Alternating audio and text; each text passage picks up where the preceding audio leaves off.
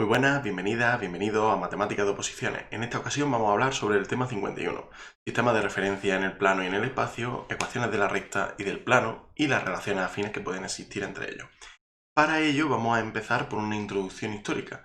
En cuanto a la introducción histórica, lo primero que tenemos que tener en cuenta es que en la primera mitad del siglo XVII surgió una nueva rama de las matemáticas, la geometría analítica. Surge para establecer la unión entre las curvas planas representadas sintéticamente y las ecuaciones algebraicas con dos incógnitas.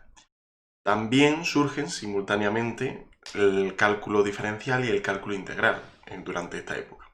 Es una época de ebullición de las matemáticas y en donde se empieza a trabajar en diferentes contextos, en diferentes campos. Entre todos los personajes que hicieron posible la creación y luego la extensión de la geometría analítica, podemos destacar a Pierre de Fermat y René Descartes. Ya que estamos hablando en francés, pues lo ponemos todo en francés. Fermat y Descartes, básicamente. En este último se considera el padre de la geometría analítica por dos motivos fundamentales. Porque en primer lugar centró el uso de las coordenadas, utilizó las coordenadas por primera vez, concepto de coordenadas estableciendo pues, como un punto de referencia y dos rectas que se cruzan en un punto, que es lo que hoy conocemos como ejes cartesianos, en honor a Descartes. Y que se basaba pues, en dar un par de números para referenciar en qué correspondía con cada uno de los ejes y así podíamos establecer exactamente la posición de un elemento en este sistema. Y por otro lado, el segundo concepto que dio fue la relación entre las curvas que podíamos establecer en el plano y las ecuaciones con dos incógnitas que podíamos expresar algebraicamente.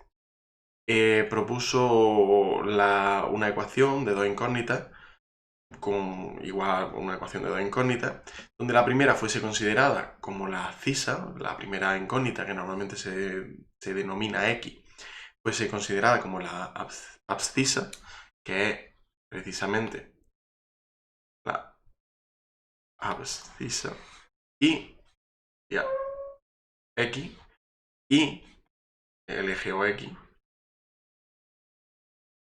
y la ordenada sería el eje OY. Siempre y cuando teniendo en cuenta ese centro, ese origen, ese punto de referencia del que partía todo. Son los ejes cartesianos, tal y como los conocemos hoy día y teniendo en cuenta que hoy día lo hemos utilizado en muchísimas ocasiones.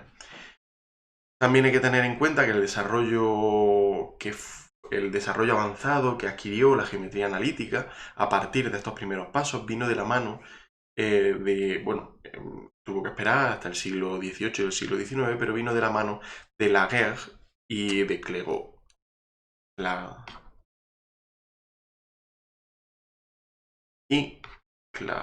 Clairaut. Dentro de la geometría analítica, el estudio de la recta y del plano está además muy relacionado con lo que conocemos como vector, con el término que conocemos como vector. Este término ya lo utilizaban los físicos en el siglo XVII para referirse a la composición de fuerzas y de velocidades. Sin embargo, entre los matemáticos el concepto no tuvo mucho interés o no tuvo mucha repercusión hasta el siglo XIX, gracias a autores como Hamilton, como Grassmann, como Maxwell, como Peano. Como bien sabemos, el irlandés Hamilton presentó en 1883 un artículo en el cual estudiaba una álgebra similar a la que hoy conocemos como álgebra de cuaterniones,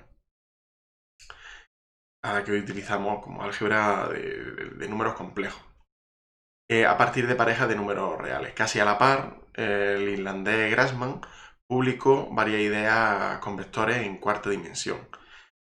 Aunque la difícil notación que utilizaban en esta época hace que se considere a Maxwell como el creador de los vectores, el que a día de hoy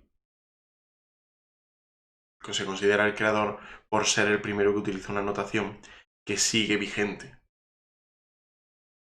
Además, por otro lado, también tenemos que el análisis vectorial que surgió a partir de esta concepción de vector, comenzó a verse como una disciplina en sí misma debido a los trabajos de Gibbs y de Heaviside, y también la transición entre Maxwell y estos dos anteriores vino de mano del británico Clifford. A este último se le debe el concepto de vector y las operaciones de suma y producto de vectores tal y como los conocemos hoy día, junto con las propiedades características de los mismos. En cuanto a la recta y su relación con el currículo, tenemos que decir que en el desarrollo curricular de la LOMCE, especificado a través del Real Decreto 1105/2014 de 26 de diciembre, el estudio de la recta comienza desde el primer curso de secundaria obligatoria.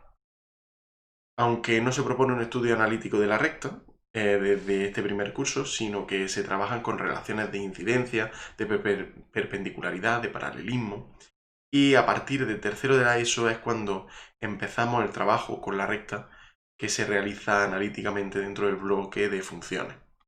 En bachillerato, donde se utiliza específicamente en estudios geométricos algebraico de la recta y del plano, y se determinan explícitamente las rectas, las ecuaciones de la recta y las ecuaciones del plano.